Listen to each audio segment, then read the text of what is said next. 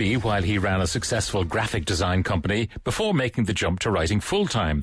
Now, he's already a published writer, but his debut novel is just out. It's called Murder in the Monto, and it tells the story of Christopher Flinter, who travels through the Monto to work undercover for the British forces in the aftermath of the 1916 Rising. And Tony O'Reilly joins me now. Good morning and welcome. Good morning, Pat. I've been reading the book over the last couple of days. It is so pacey, so page-turning. Thank you very much. So my work is done. Okay, off you go.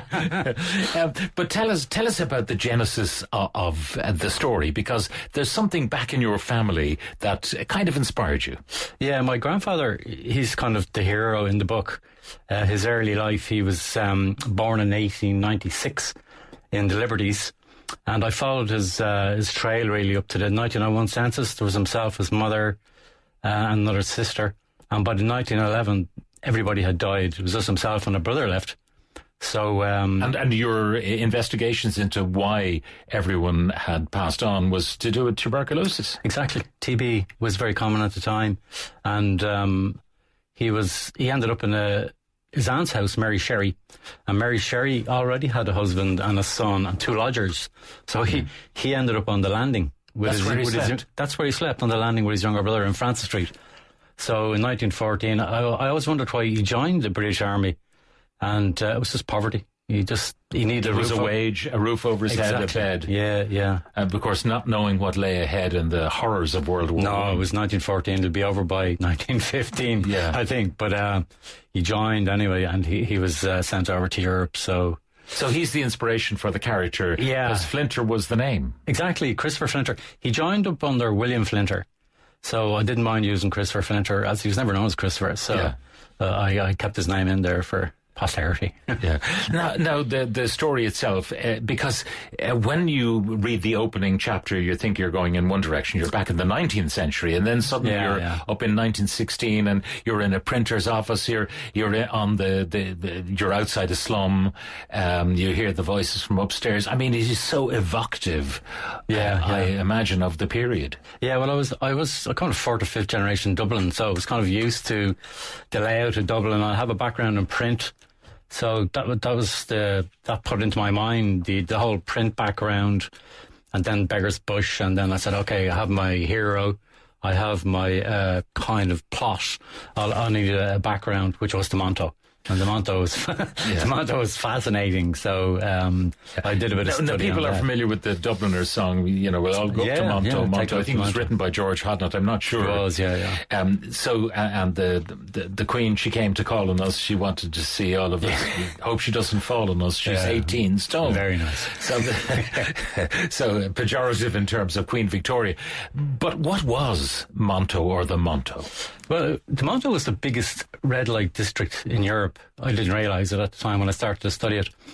And it was, for people in Dublin, it was bordered by Gardiner Street, Talbot Street, Amiens Street and Sheriff Street. So it was about a square mile. But in that square mile there was 1,600 prostitutes working. 1,600. 1,600. Unbelievable, And they had different grades, I suppose, a bit like Amsterdam, when you see the younger women in the shop windows. Yeah. And then as you move out farther along the canals, they're older and older. And very perhaps less salubrious. Yeah, the same would have been true in that area. Some high class, some not. Yeah, the high class brothels were run by madams.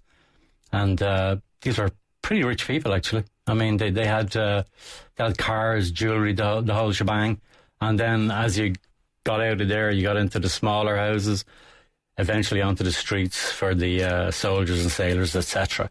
So it was very tragic. And the location beside a main rail station. So soldiers getting off the train would hop into the Gloucester Diamond or whatever and buy the services of these women.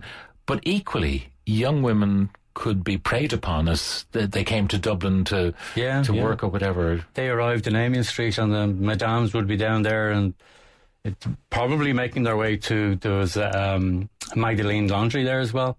So a lot of them would have come up to go to the laundry, but they were intercepted, I would say, in Amiens Street, and cajoled, or I don't know how they got around it. They were brought into the houses, and I have a chapter on it. Possibly they were kind of, okay, you can stay here for a week, and then they're presented with a bill, and all of a sudden, we can work this bill off. So this is exactly as is happening with people trafficked today, that they have to work off the debt they owe, and this is how they're forced to do it. So some things never change. Exactly. Yeah, history repeating itself. Wasn't it Frank Duff, the founder of the Legion of Mary, who brought an end to Monto? But prior to that, certainly in British times, it was tolerated. It was a service that they figured a bustling cosmopolitan city might need. Yeah, and it was in one location, so they could keep their eye on things. So originally it started off on the south side, and then the rents went up. So they went over to the north side. It was actually a slum at the time. Yeah. And they moved in there, the bigger bordellos and the brothels. Yeah. So this is your landscape for the plot. So I don't like to give away the details of plots in interviews like this. So tell us as much as you want to about the story. Okay, so it's about Christopher Flinter. He comes back from, he deserts the British Army to come back to Dublin to take revenge on his younger brother who'd been killed. And he's intercepted by an army patrol. It's on the week after Easter week.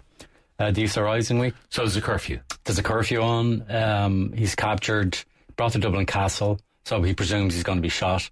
But there's a secret agent there, Jonathan Byatt, and he said, right, you've got two choices: face the firing squad, or else go into the Monto. There's a guy in there we need, Janus. He's kind of an American treble agent actually. Yeah. And you have to go in there and try and hunt him out. So obviously he takes that option, and he goes in, and it's about his journey through the Monto, and also his journey through, like, he wasn't in favour of the uprising himself.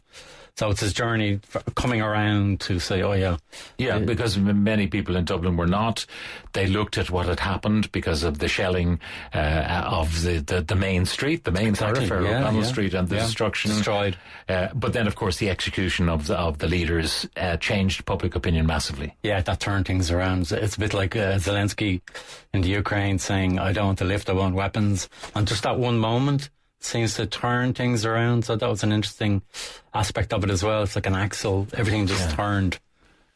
Now, we won't say what happens in the end, but I just wanted to, it is such a page turner. It's a terrific read, absolutely a great read, because you change the scene so often and the setting so often. It just races along. But you mentioned just before we went live during the break that you gave this to the publisher perhaps a year ago. It was a year ago, yeah. It was, I got a call it was about 9 months ago, October. I was in France, got a call to say it had been accepted by Poolbeg.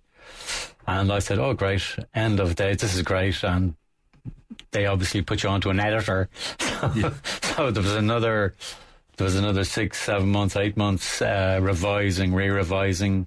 I mean, she was very good. She was very enthusiastic. She loved it. So I thought it was off the hook. But there was a lot more work to do after that. But this is all part of the learning process for a debut novelist. It is. You had been published before. You were an award winner, Hennessy Award winner. Yeah, short stories. I kind of concentrated on short stories earlier on.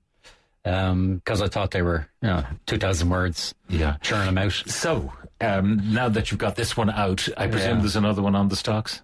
Yeah, I'm working on one at the minute, which is based in the War of Independence. Yeah. So the main characters will be brought forward, and it's to look at Ireland through their eyes. So Christopher will be there, and Nell, etc. I can't say much. You can't say any more. Can't say much more. But you've just given away that Christopher survives. If he's in the next one. But I don't think we're going to worry too much about that.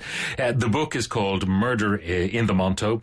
It's described, I'll give the blurb, a serial killer stalks Dublin's red light district in 1916. It's a compelling read, as mentioned already, published by Poolbeg, their Crimson imprint, and the author Tony O'Reilly. Tony, thank you very much for joining us in studio today. Thank you. Now, still to come, Gary.